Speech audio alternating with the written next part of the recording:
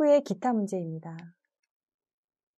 환자의 피부 개양 이외에 다른 피부 문제가 있는지를 확인하시면 됩니다. 이번 환자의 경우에는 이렇게 궤양 이거 말고도 다른 피부 문제가 많이 있는데요. 이렇게 보시면 2도 이상의 화상이 있거나 또는 개방성 피부 병변이 있거나 수술 창상, 그리고 발에 감염 등 이렇게 다양한 부분에 피부 문제가 있을 수 있습니다. 2도 이상의 화상이라는 거는 화상도 또한 1도부터 4도까지 평가할 수 있는데요. 일단 여기 평가에서는 2도 이상인 경우에 체크를 하고요. 이런 경우 보통 물집이 있거나 아니면 심한 경우에는 피부 전층과 진피의 상당한 부분에 손상이 있습니다. 이렇게 해서 만약에 평가가 된다면 이 경우에는 화상으로 그에 맞는 처치를 했을 때는 고도도 발생할 수 있습니다. 여기서 치료라는 경우는 꼭 번드레싱을 할 필요는 없고요. 일반 드레싱도 가능한 상태에서는 일반 드레싱으로 하셔도 됩니다. 그리고 개방성 피부 병변은 매독이나 피부암 등으로 인해서 개방성 상처가 있는 상황을 말하는 거고요. 피부의 궤양이라든지 자상, 찰과상, 또는 짓무름, 옴 같은 이런 상황은 여기서는 체크 대상이 아닙니다. 그래서 여기에 들어갈 수 있는 경우는 개방성 피부 병변이 있으면서 드레싱을 하고 있는 경우, 또는 당뇨 합병증으로 인해서 발에 감염이 있어서 드레싱을 하고 있는 경우, 그리고 트라케오스토미를 가지고 있는데 이 상처가 갑자기 좀 감염이 된 거죠. 그래서 진물이 나고 그래서 우징이 있어서 드레싱을 하는 경우, 이런 경우는 다 개방성 피부 병변에 해당될 수 있는 환자들입니다. 수술 창상은 수술한 부위가 아직 회복 중입니다. 또는 그 상처가 다시 어떤 염증이 생겼거나 아니면 외과적 상처가 아직 더 있거나 회복되지 않은 상태라고 보시면 되겠습니다.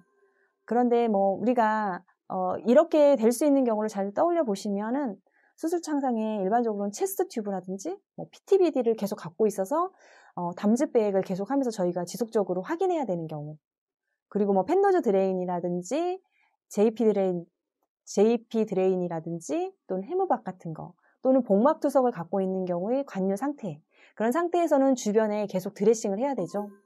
그리고 더 확대하자면 관절 수술을 하고서 인공관절을 삽입한 상태에서 스티치 아웃을 하지 않은 상태에서 저희 병원에 오셨고 그 부위를 드레싱을 한다면 이것도 또한 수술 상처에 해당이 됩니다. 그래서 스티치 아웃하고 드레싱해서 상처가 깨끗하게 될 때까지 수술 창상으로 보시면 됩니다. 그런데 C라인이라든지 히크만 카테터 같은 경우는 여기에 포함되지 않고요. 가스트로스토미나 시스토스토미 같이 루가 있는데 이미 회복된 상처인 거죠. 이런 경우는 여기에 또 포함되지 않습니다. 그리고 열상으로 수처한 경우에도 수술 창상으로 포함할 수 있습니다. 그리고 발의 감염은 당뇨이면서 발의 감염으로 평가가 되도록 되어 있는데요. 여기서는 발에 봉소염이나 화농성 배출물이 있는 경우입니다. 그래서 당뇨 환자가 DMF신데 봉소염이 있고 화농성 배출물이 있고 DMF신데 상처가 나서 그 부위에 염증이 생겼다, 이랬을 때 평가하는 항목입니다. 당뇨가 아닌 환자는 여기 해당이 되지 않습니다. 환자평가표 작성하는 방법을 한번 또 보겠습니다. 어떤 이모씨 환자는 당뇨 합병증으로 발에 감염이 있습니다. 발 부위에 개방성 피부 병변이 발생했습니다. 이런 경우 어떻게 평가해야 할까요? 라는 거죠. 이 환자는 개방성 피부 병변이 이미 있고요. 그 상태에서 발에 감염까지 있습니다. 그래서 둘 다 체크하시면 되겠습니다.